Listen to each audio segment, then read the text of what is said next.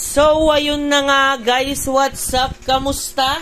Ayan, syempre, kung mapapansin nyo kung sino ngayon ang bida, syempre, ang nag-iisang Antoinette na partner ni Wamus na Mantis. Ayan po siya, oh.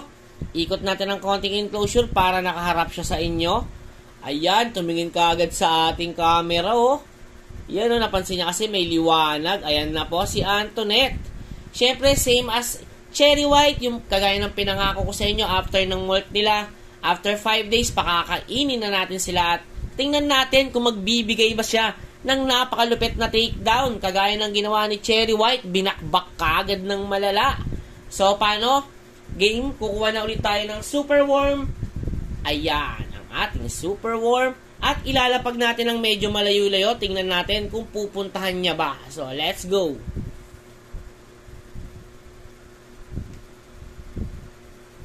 Oh. Ba't kasi pa-atras yung takbo ng ating Super Worm? Punta ka doon ng konti. Ayan. Medyo ini-stock na ni Cherry White guy. Ay, ni Antoinette guys. Medyo ini-stock niya na ang Super Worm. Nakatitig na siya. Yun nga lang, ayaw niya panlapitan. Natatakot yata kasi halos sinlaki niya yung Super Worm. Lapit ka doon. Dali. Uy, umikot-ikot pa kayo Super Worm. Okay. Yan. Abangan natin guys kung titake down ba itong si Antoinette o tatakbuhan niya ang ating Super Worm. Ayan, nakatitig na siya guys eh, oh.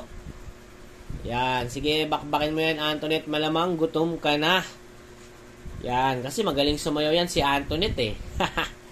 Ayan na guys, oh. Samahan ng titig ni Antoinette. Tingnan natin kung babakbakin ba to ni Antoinette o tititigan niya na lang to forever. Okay. Oy, Antoinette, ano bang ginagawa mo dyan?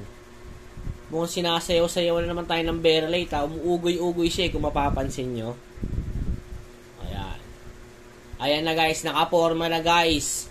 Nakaporma na, inaantay na lang lumapit ang worm sa kanya. Ayan guys, nakaporma na siya. Tingnan natin.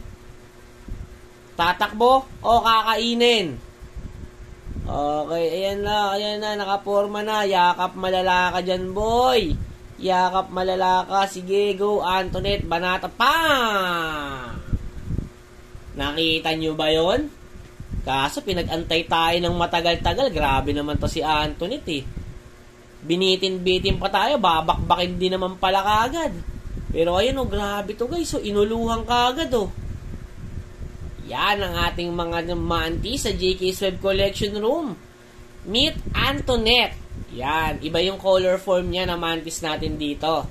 Abangan nyo at meron pa tayong mga paparating na Mantis na papangalanan natin guys, na mga magiging alaga natin sa JK's Web Collection Room.